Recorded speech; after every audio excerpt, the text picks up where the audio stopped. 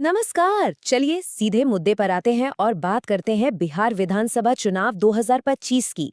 देखिए, ये कोई आम चुनाव नहीं है। इस बार दो बड़े मजबूत गठबंधन तो आमने सामने हैं ही, लेकिन कुछ ऐसे नए खिलाड़ी भी मैदान में हैं जो पूरे खेल को पलट सकते हैं। तो अगले कुछ मिनटों में हम यही समझने की कोशिश करेंगे कि बिहार की सत्ता का ऊंट आखिर किस करवट बैठने वाला है। तो सबसे बड़ा सवाल यही है, इस बार बिहार की सत्ता की चाबी किसके हाथ में होगी। ये चुनाव सिर्फ बिहार के लिए नहीं, बल्कि देश की राजनीति के लिए भी बहुत मायने रखता है। और ये है वो जादुई नंबर जिस पर सबकी नजरें टिकी हैं, 243। बिहार विधानसभा की ये 243 सीटें ही हैं जिन पर पूरा मुकाबला होना है। सरकार बनाने के लिए चाहिए 122 सीटें, और यकीन मानिए इस बार हर एक सीट की अपनी एक अलग ही कहानी होने वाली है। ठीक है, तो चलिए अब थोड़ा और गहराई में चलते हैं और समझते हैं कि आखिर दांव पर लगा क्या है। ये सिर्फ एक सरकार बनाने की लड़ाई नहीं है, ये चुनाव बिहार की आने वाली राजनीतिक दिशा भी तय करेगा। इस बार का जो चुनावी मैदान है वो वाकई बहुत दिलचस्प है। एक तरफ एनडीए का एक मजबूत किला दिखता है, लेकिन दूसरी तरफ महागठबंधन भी है जो पिछली बार से कई ज्यादा संगठित लग रहा है। और तो और कुछ नई पार्टियां भी हैं जो दोनों के वोट बैंक में सेंध लगा सकती हैं। मतलब मुकाबला किसी भी तरफ जा सकता है। तो आइए इन 243 सीटों के जो मुख्य दावेदार हैं उनसे मिलते हैं। बिहार की राजनीति, जैसा कि हम जानते हैं, मोटे तौर पर दो खेमों में बटी हुई है, और सत्ता की असली जंग इन्हीं दो गठबंधनों के बीच होनी है। एक तरफ है राष्ट्रीय जनतांत्रिक गठबंधन यानी एनडीए, जिसमें मुख्य दल हैं बीजेपी और जेडीयू। और दूसरी तरफ है महागठबंधन, जिसे इंडिया ब्लॉक भी कहा जा रहा है। इसकी अगुवाई कर रहे हैं आरजेडी और कांग्रेस, और साथ में लेफ्ट पार्टियां भी हैं। अब जरा एनडीए के अंदर की बात करते हैं। उनके सीट बंटवारे को देखिए।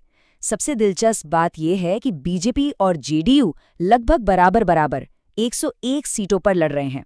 ये क्या दिखाता है?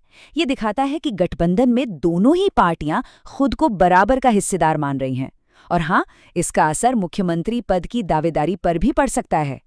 एलजेपी, रामविलास और हैम जैसी छोटी पार्टियों को भी साथ रखने की पूरी कोशिश की गई है।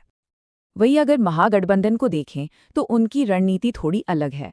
आरजेडी और कांग्रेस के अलावा उन्होंने सीपीआई-एमएल जैसे वामपंथी दलों को साथ लिया है, जिनका कुछ खास इलाकों में काफी मजबूत होल्ड है। उनकी पूरी कोशिश यही है कि एनडीए विरोधी वोट बिल्कुल भी न बटे। इसीलिए छोटी छोटी जाति आधारित दलों को भी साथ लाने पर जोर दिया जा रहा है। लेकिन रुकिए, कहानी सिर्फ इन दो गठबंधनों पर ही खत्म नहीं होती। इस बार कुछ ऐसी नई ताकतें भी मैदान में हैं जो पूरे खेल का समीकरण ही बदल सकती हैं। इनमें जो सबसे ज्यादा चर्चित नाम है वो है प्रशांत किशोर की जन सुराज पार्टी का। एक राजनीतिक रणनीतिकार के तौर पर तो प्रशांत किशोर बहुत मशहूर हैं, लेकिन अब वो खुद मैदान में हैं। देखिए, अभी ये कहना तो मुश्किल है कि वो कितनी सीटें जीतेंगे, लेकिन उनकी पार्टी दोनों ही गठबंधनों के नाराज नेताओं और वोटरों को अपनी तरफ खींच सकती है। और अगर ऐसा हुआ तो कई सीटों का गणित बिगड़ना तय है। और सिर्फ जेएसपी ही नहीं, आम आदमी पार्टी भी पूरी ताकत के साथ मैदान में उतर चुकी है। एएपी ने ऐलान किया है कि वो सभी 243 सीटों पर अकेले ही लड़ेगी। अब खास तौर पर जो शहरी और युवा वोटर हैं, उनके बीच एएपी की अपील महागठबंधन और एनडीए दोनों के लिए सिरदर्द बन सकती है, क्योंकि ये उन वोटों को काटेगी जिन पर दोनों की नजर है। तो ये तो हुई पार्टियों और गठबंधनों की बात, पर आखिर वो कौन से मुद्दे हैं जो इस चुनाव में जनता के लिए सबसे ज्यादा मायने रखते हैं? चलिए एक नजर उन पर डालते हैं। सबसे बड़ा और सबसे ज्वलंत मुद्दा है बेरोजगारी। बिहार के युवा बेहतर मौकों की तलाश में दूसरे राज्यों में जाने को मजबूर हैं। विपक्षी दल इसे सरकार की सबसे बड़ी नाकामी बता रहे हैं, तो वहीं सत्ता पक्ष रोजगार के नए अवसर पैदा करने के वादे कर रहा है। ये एक ऐसा मुद्दा है जो नतीजों पर सीधा असर डाल सकता है। दूसरा मुद्दा है सामाजिक न्याय का, जो हमेशा से बिहार की राजनीति का केंद्र रहा है। हाल ही में जो जातिगत सर्वेक्षण हुआ, उसके बाद ओबीसी और ईबीसी समुदायों की हिस्सेदारी का सवाल और भी अहम हो गया है। हर पार्टी इन समुदायों को अपनी तरफ करने की कोशिश में लगी है, क्योंकि इनका वोट ही जीत और हार का फैसला करेगा।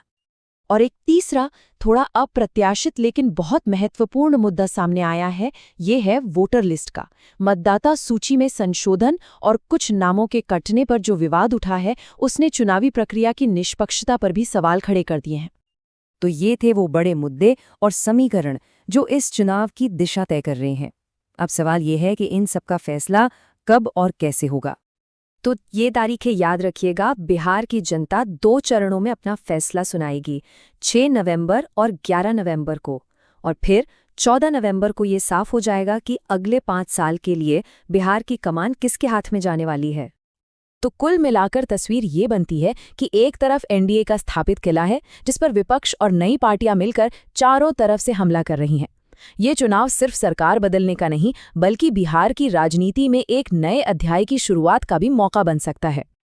और हम आपको इसी सवाल के साथ छोड़े जाते हैं, क्या जनसुराज और ऐप जैसी नई पार्टियां सिर्फ वोट काटने वाली पार्टियां बनकर रह जाएंगी, या फिर वो सच में इस पारंपरिक 2 तरफा मुकाबले का पूरा समीकरण बदलने की ताकत रखती हैं? फैसला 14 नवंबर को सामने आ ही जाएगा। इस प्रकार का कंटेंट देखने के लिए मेरा चैनल लाइक करो और सब्सक्राइब करो।